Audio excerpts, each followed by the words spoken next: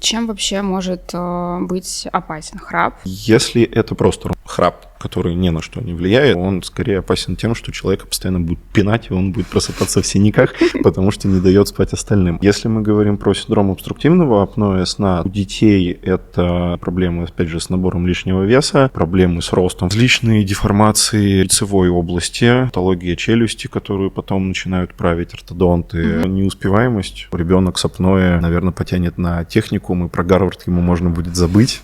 Дети с апноэ потом становятся взрослыми с апноэ. У взрослых развитие достаточно таких тяжелых и в том числе жизнеугрожающих состояний, набор лишнего веса, ранние риски инфарктов, инсультов, внезапная сердечная смерть, импотенция.